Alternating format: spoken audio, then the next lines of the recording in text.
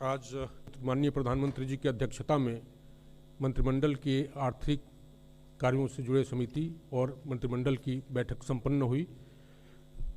उस बैठक में कई फैसले लिए गए। उसी से संबंधित आज ये पत्रकार वार्ता बुलाई गई है। इसमें आप सभी का स्वागत है।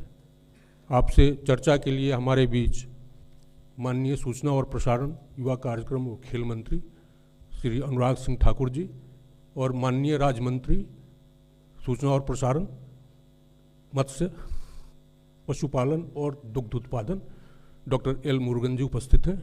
मैं आप सभी का स्वागत करता हूं। मंत्री जी चर्चा का प्रारंभ करेंगे, तत्पश्चात हम आप लोगों के प्रश्नों का उत्तर देंगे। धन्यवाद। नमस्कार मित्रों, वर्ष 2023 की बहुत बधाई और शुभकामनाएं। माननीय प्रधानमंत्री नरेंद्र मोदी जी के नेतृत्व में कैबिनेट की बैठक हुई। बहुत महत्वपूर्ण उसमें निर्णय लिए गए हैं और क्लाइमेट चेंज के क्षेत्र में जो प्रधानमंत्री जी ने समय समय पर मुख्यमंत्री से लेकर प्रधानमंत्री के पद तक जो कदम उठाए, उसकी देश और दुनिया ने सदा प्रशंसा की है। और क्लाइमेट चेंज के क्षेत्र में ही वैश्विक स्तर पर भारत महत्वपूर्ण भूमिका निभा रहा है। देश की ऊर्जा की इंस्टॉल्ड कैपेसिटी का 40% नॉन फॉसिल ऊर्जा स्रोतों पर आधारित हो, ये लक्ष्य 2030 तक का निर्धारित किया था, जिसको 2021 में एक बहुत वर्ष पहले पूरा किया गया। और 2021 में ग्लासगो में COP26 के दौरान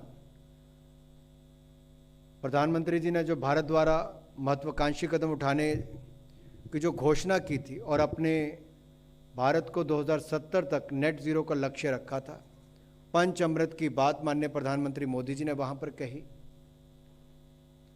वही 15 अगस्त 2021 को लाल किले की प्राचीर से क्लाइमेट क्षेत्र में क्वांटम जंप देने के लिए उन्होंने ग्रीन हाइड्रोजन के क्षेत्र के बारे में खुलकर चर्चा भी की और ग्रीन हाइड्रोजन के क्षेत्र के लक्ष्य की प्राप्ति के लिए तिरंगे को साक्षी मानकर माननीय प्रधानमंत्री जी ने उस समय नेशनल हाइड्रोजन मिशन की घोषणा की थी। और ये भी कहा था कि अमृतकाल में हमें भारत को ग्रीन हाइड्रोजन के क्षेत्र में ग्रीन हाइड्रोजन के प्रोडक्शन और एक्सपोर्ट का ग्लोबल हब बनाना है और ये ऊर्जा के क्षेत्र में भारत की एक नई प्रगति को आत्मनिर्भर बनाएगा और पूरे विश्व में क्लीन एनर्जी ट्रांजिशन की एक नई प्रेरणा भी बनेगा। ग्रीन ग्रोथ से ग्रीन जॉब्स के नए अवसर हमारे युवाओं के लिए, हमारे स्टार्टअप्स के लिए बनेंगे। ये प्रधानमंत्री मोदी जी ने 15 अगस्त 2021 के अपने लाल किले की प्राचीर से भाषण में कहा था और इसी को ही आज नेशनल ग्रीन हाइड्रोजन मिशन को केंद्रीय मंत्रिमंडल ने मंजूरी दी है।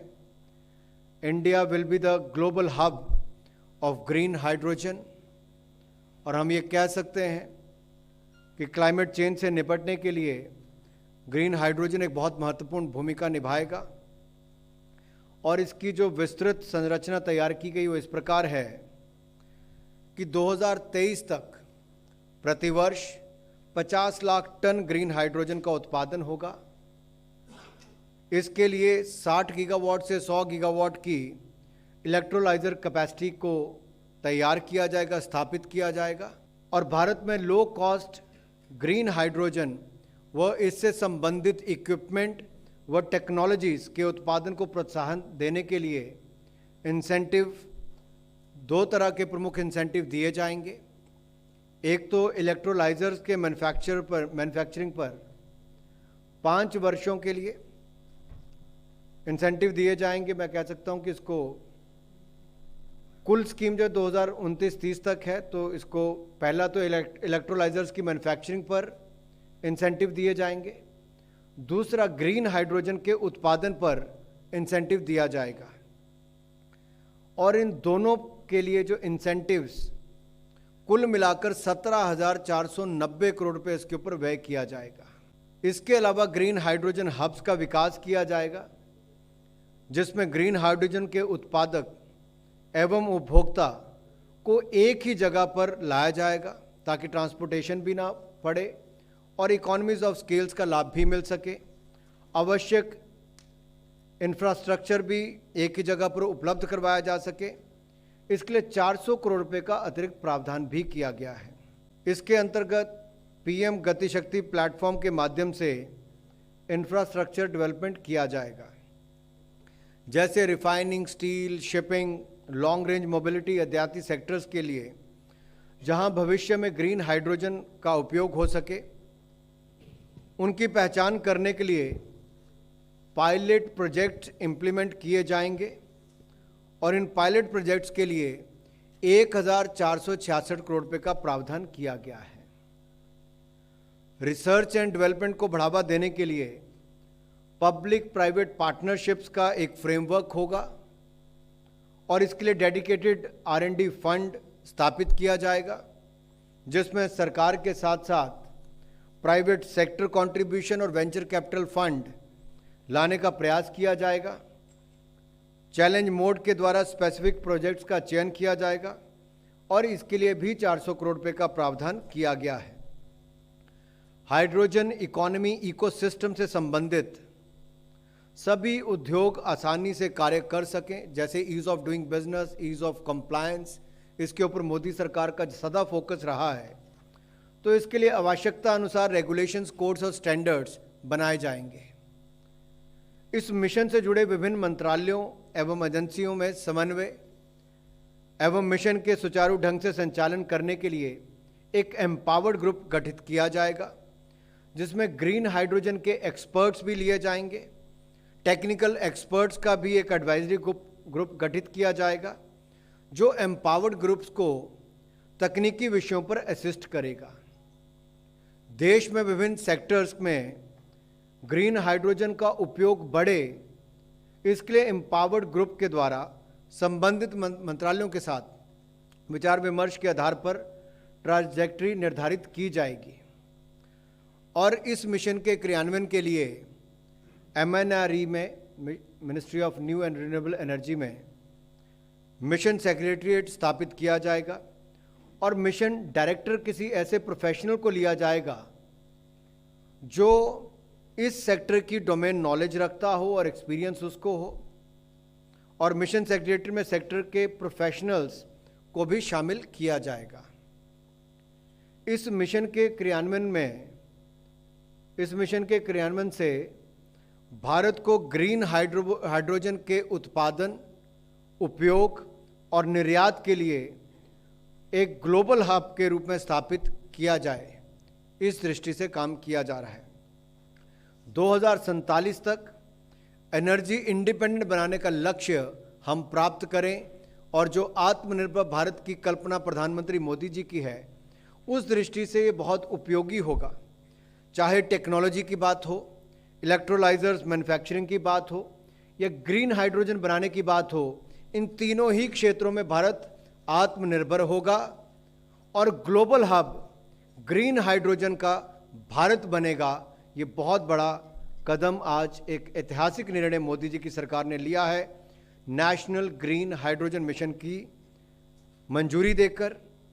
अब 2020 तक ग्रीन हाइड्रोजन की कुल डिमांड ग्लोबल की जो होगी, हमारा प्रयास है कि हम उसका कम से कम 10% भारत के लिए लाएं। इससे कुछ लाभ क्या होने वाले हैं? अगर मैं एक्सपेक्टेड डिलीवरेबल्स की आपके लिए बात यहाँ पर करूँ तो क्या क्या दिखते हैं आपको? जहाँ एक और 50 लाख टन एनुअल प्रोडक्शन हमारा ग्रीन हाइड्रोजन का होगा, वहीं पर 50 million metric ton carbon emissions annually कम होंगे। और यही नहीं, हमारा जो इंपोर्ट फॉसिल फ्यूल्स का है वो भी 1 लाख करोड़ की सेविंग उस पे होगी। और हमारी इलेक्ट्रोलाइजर कैपेसिटी जो होगी वो हमारी 60 गीगावाट से 100 गीगावाट की हमारी 2030 से पहले बनकर तैयार हो जाएगी। और ग्रीन हाइड्रोजन बनाने के लिए जो इलेक्ट्रोलाइजर कैपेसिटी के अलावा हमें चाहिए वो 125 गीगावाट की रिन्यूएबल एनर्जी की कैपेसिटी को भी हम तैयार करेंगे, जो ग्रीन हाइड्रोजन बनाने में हमें मदद करेगी। और इसमें कुल मिलाकर इन्वेस्टमेंट कितनी आएगी? 8 लाख करोड़ रुपए की इन्वेस्टमेंट 2030 तक इस क्षेत्र में आएगी और सीधे तौर पर 6 लाख के लगभग जॉब्स इसमें मिलेंगी। इसके जो बाकी सेक्टर्स हैं उनमें भी साथ साथ में जॉब क्रिएशन भी होगी, वैल्यू एडिशन भी उस तरह से होने देखें। डीकार्बनाइजेशन ऑफ इंडस्ट्री, मोबिलिटी और एनर्जी सेक्टर्स होगा। आयात करने पर और कमी आएगी, आयात करने में आत्मनिर्भरता को बल मिलेगा और फॉसिल फ्यूल्स की जो हमें रिक्वायरमेंट विदेशों से रहती है उसमें भी कमी इसमें आएगी। इसमें कुल मिलाकर अगर खर्चा देखा जाए 19,744 करोड़ रुपया नेशनल ग्रीन हाइड्रोजन मिशन के लिए मंजूरी आज की गई है।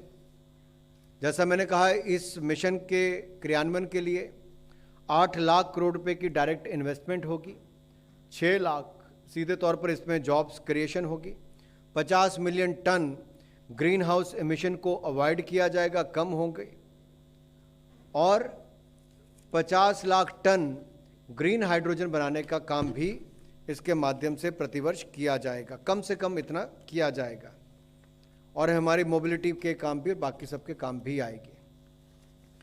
दूसरा निर्णय जो है वो भी एक ऐसे क्षेत्र में है, जैसा मैंने आपको अभी बताया रिन्यूएबल एनर्जी के बारे में, तो रिन्यूएबल एनर्जी 2012 तक भारत में 68,274 मेगावाट थी, जो बढ़कर 3,69,651 मेगावाट हो गई है। ये अपने आप में दिखाता है कि मोदी सरकार ने रिन्यूएबल एनर्जी पे किस तरह से काम किया है, जो हमारी एनर्जी रिक्वायरमेंट को भी पूरा करती है और एक तरह से पावर की कॉस्ट भी कम आई है, एनर्जी जो हमारी रिक्वायरमेंट है उसको भी पूरा करने का काम किया गया है, और जो ग्लोबल स्तर पे भारत को एक नेतृत्व देने का काम करना था वो भी करने का काम किया है। दूसरा निर्णय भी पावर मंत्रालय से जुड़ा हुआ है, जहां 382 मेगावाट के Sunni dam hydro electric power project जो हिमाचल प्रदेश के लिए मंजूर किया गया है। माननीय प्रधानमंत्री जी ने पूर्व में भी हिमाचल के लिए बड़े प्रोजेक्ट्स अन्य क्षेत्रों में भी दिए, तो इसी तरह से एक धौलासिद्ध का प्रोजेक्ट भी पहले हाइड्रो प्रोजेक्ट बहुत बड़ा मंजूर किया था। अब आज Sunni dam hydro electric project 2,614 crore रुपये की अनुमानित लागत जिसके ऊपर आएगी उसको मंजूरी मिली है। ये सतलुज नदी पर बनेगा, जिला शिमला और मंडी ये 2 जिलों में स्थापित होगा। इसकी क्षमता जो है 382 मेगावाट की है, और इस प्रोजेक्ट का निर्माण जो है वो SJVNL सतलुज जल विद्युत निगम लिमिटेड करेगा, और इसको 5 वर्ष 3 महीनों में पूरा कर लिया जाएगा। इसमें हिमाचल को सबसे बड़ा फ़ायदा ये है, एक तो वहाँ पर हज़ारों लोगों को रोज़गार के अवसर मिलेंगे, वहीं पर ही हिमाचल के हिस्से जो मुफ्त में बिजली इसके माध्यम से मिलेगी उसका लाभ भी मिलने वाला है। भारत सरकार का इसके ऊपर जो एनेबलिंग इंफ्रास्ट्रक्चर के ऊपर खर्च आएगा 13 करोड़ 80 लाख रुपया, उसकी मंजूरी भी दी गई है। इसका जो एनवायरनमेंट क्लियरेंस है स्टेज 1 स्टेज 2 के लिए वो फॉरेंस क्लियरेंस भी मिल चुके हैं, और अब तक प्री कंस्ट्रक्शन एक्टिविटीज़ पर 246 करोड़ रुपया खर्च हुआ है। हिमाचल को कुल मिलाकर इसमें से 13% जो बिजली है वो निःशुल्क मिलेगी, यानी कि जब ये 382 मेगावाट का प्रोजेक्ट बनकर तैयार होगा तो 13% बिजली हिमाचल को इसमें से मुफ्त मिलेगी, जो करोड़ रुपए की आय हिमाचल के लिए भी होगी, और उसके अलावा 4,000 से ज़्यादा लोगों को प्रत्यक्ष अप्रत्यक्ष तौर पर रोजगार के अवसर भी मिलेंगे। 61 गीगावाट का जो हमारा लक्ष्य पन बिजली परियोजनाओं का हाइड्रो प्रोजेक्ट्स का रखा गया है, उसको प्राप्त करने में भी ये प्रोजेक्ट बहुत लाभदायक सिद्ध होगा। इसके ऊपर आपका कोई प्रश्न हो तो आप पूछ सकते हैं। Yes. Yes. Yeah. Sam Parikshit from CNBC. I wanted to ask you about the incentives that you have announced. Out of the total outlay of 19,744 crores, over 17,000 will be for electrolyzer and green hydrogen manufacturing. What will be the specific allocation for each under these two interventions? Also, will there be more enabling schemes that will be launched in the coming months to operationalize these incentives? इसकी details जो हैं बाकी सारी की, ये जो 17,490 करोड़ रुपया जो इलेक्ट्रोलाइजर्स मैन्युफैक्चरिंग के लिए और ग्रीन हाइड्रोजन के उत्पादन के लिए ये जो रखा गया, इसकी डिटेल आपको मिल भी जाएगी कि कुल कितना है। लेकिन लगभग 13,000 करोड़ रुपया जो है वो ग्रीन हाइड्रोजन के उत्पादन के लिए खर्च होगा, बाकी इलेक्ट्रोलाइजर्स के लिए खर्च होगा। और प्रकाश प्रियदर्शी, ET नाउ स्वदेश से, ये जो इंसेंटिव्स आप देंगे उसका क्राइटेरिया क्या होगा? क्या ये PLI स्कीम की तर्ज पे होगा या फिर आप कैपेसिटी ऐड ऑन करने पे आप ये इंसेंटिव देंगे? दूसरी चीज़ कि आप जैसा कि पॉलिसी का हिस्सा है कि ग्रीन हाइड्रोजन प्रोडक्शन पे भी अलग इंसेंटिव और इलेक्ट्रोलाइजर्स मैन्युफैक्चरिंग पर भी अलग इंसेंटिव, तो ग्रीन हाइड्रोजन और इसमें किस तरह की इंसेंटिव्स कैसे दिए देखिए, रिन्यूएबल एनर्जी तो आप बनाते ही हैं, लेकिन इलेक्ट्रोलाइजर्स मैन्युफैक्चरिंग की आपके पास अभी क्षमता नहीं, लेकिन उसको बनाने की शुरुआत की गई है। तो इसमें भारत दुनिया के पीछे न रहे, दुनिया में ग्लोबल हब बने, तो इसलिए बहुत महत्वपूर्ण है कि आपके यहाँ पे इलेक्ट्रोलाइजर मैन्युफैक्चरिंग की कैपेसिटी भी बने। तो उस पर पर किलोवाट क्या देंगे, वो इंसेंटिव्स की डिटेल आपको मिल जाएगी। शुरुआत में कितना होगा, बढ़ते बढ़ते कैसे कम होगा, उसकी सारी डिटेल जानकारी आपको दे दी जाएगी।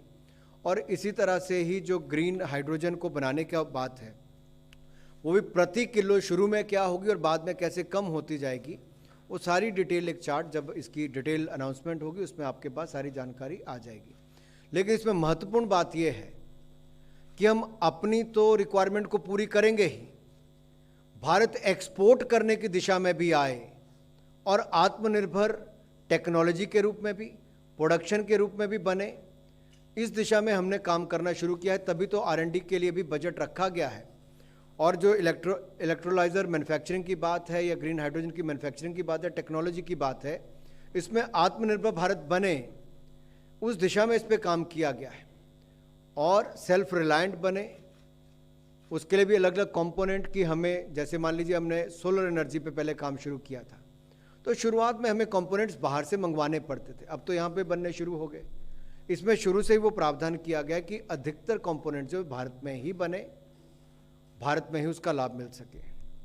नेशनल हाइड्रोजन वाला जो मिशन है, इसमें क्या है, जो सड़क पर जो वाहन चलते हैं उनको भी ग्रीन हाइड्रोजन पर लाने का कोई प्लान उसमें तैयार हुआ है? अगर है तो कुछ बताइए उसके बारे में। देखिए, जब मैंने लॉन्ग हॉल मोबिलिटी की बात की है तो उसमें सभी आते हैं। जहां एक और हम डीकार्बनाइजेशन करने की बात, स्टील से लेकर फर्टिलाइजर और रिफाइनिंग की बात करते हैं, तो दूसरी ओर हम मोबिलिटी के सेक्टर में जो पोल्यूशन को कम करने के लिए इलेक्ट्रिकल व्हीकल से लेकर हाइड्रोकार्बन पर व्हीकल्स चलें, ग्रीन हाइड्रोजन पर चलें, उसके ऊपर हमने कैसे काम किया है। मान लीजिए भविष्य में आपकी ट्रेन हो, शिप्स हो, ट्रक्स हो, ये सब ग्रीन हाइड्रोजन पर चलें, ताकि प्रदूषण, जैसे दिल्ली में बैठे आप प्रदूषण को झेलते हो जो वाहनों से भी बहुत बड़ा होता है, उसका भी कमी आएगी जब इलेक्ट्रिकल और ग्रीन हाइड्रोजन पर आपके व्हीकल चलेंगे। दूसरा, पराली जलाने की जो आपकी दिक्कत आती है, अब बायोमास से भी आप ग्रीन हाइड्रोजन बना सकते हैं, तो उसका उपयोग भी यहाँ पर आपके लिए हो सकता है। तो अलग अलग तरह से जो आप ग्रीन हाइड्रोजन बनाएंगे, एक और आप कार्बन एमिशंस कम करेंगे, जो 50 मिलियन मीट्रिक टन प्रति वर्ष कार्बन एमिशंस कम करेंगे, वहीं आप अपना इंपोर्ट बिल भी लगभग 1 लाख करोड़ का तो केवल अगले 5 वर्षों में कम कर लेंगे। वहीं पर आत्मनिर्भर भारत के चलते आपको यहीं पर एनर्जी रिक्वायरमेंट पूरी हो जाएगी और आप विदेश के लिए एक्सपोर्ट करने का काम भी करेंगे। तो जो आपका बात था कि मोबिलिटी के काम क्या आएगी, निश्चित तौर पर ही उसके काम में भी आएगी। इसके कई सेक्टर हैं। एक तो फीड स्टॉक के क्षेत्र में देखें तो ये refining, fertiliser, iron and steel, bulk chemicals यहाँ पर यूज़ होता है। या फिर हम इसको एनर्जी कैरियर के रूप में देखें तो एनर्जी स्टोरेज की बात हो, मैरीटाइम शिपिंग की बात हो, ब्लेंडिंग विद नेचुरल गैस की बात हो, या फिर लॉन्ग हॉल मोबिलिटी की बात हो जिसमें ट्रक, ट्रेन, शिपिंग आपका सब आता है, उसमें भी इसका उपयोग किया जा सकता है। तो बहुत, इसलिए मैंने कहा बहुत ऐतिहासिक निर्णय है। इसीलिए एक एम्पावर्ड ग्रुप की बात की गई कि जो बाकी डिपार्टमेंट्स के साथ जुड़कर क्या क्या कदम उठाने ताकि आप इसकी खपत भी कर सको, और खपत करने के लिए क्या बदलाव आपको करने पड़ेंगे, उसमें भी वो टेक्निकल एक्सपर्ट का ग्रुप जो है वो एम्पावर्ड ग्रुप को अपनी राय देगा और आगे अलग अलग मंत्रालयों के साथ समन्वय के लिए वो सेक्रेटरीट बनाया जा रहा है। तो कुल मिलाकर ये मिशन अगर 1 वर्ष हमने इस पे लिया है तो इसके सारे पहलुओं को देखकर हर कड़ी को जोड़ने का काम किया है कि जहां इलेक्ट्रोलाइजर की कैपेसिटी हम खड़ी करेंगे, ग्रीन हाइड्रोजन भी बनाएंगे, तो टेक्नोलॉजी भी अपनी बनाएंगे, उसके लिए R&D के लिए पैसा भी देंगे, गति शक्ति के अंतर्गत PM गति शक्ति योजना के अंतर्गत आधारभूत ढांचा भी यहाँ पर बनाएंगे और खपत हिंदुस्तान में हो और विदेश के लिए एक्सपोर्ट हो, उसकी रूपरेखा भी इस पूरे मिशन के अंदर बना के दी गई है। ये अपने आप में बने भी और उपयोग भी हो और एक्सपोर्ट भी हो, वो सबका काम यहाँ पर पूरी तरह से किया गया है। Thank you very much for coming for this press conference. Thank you.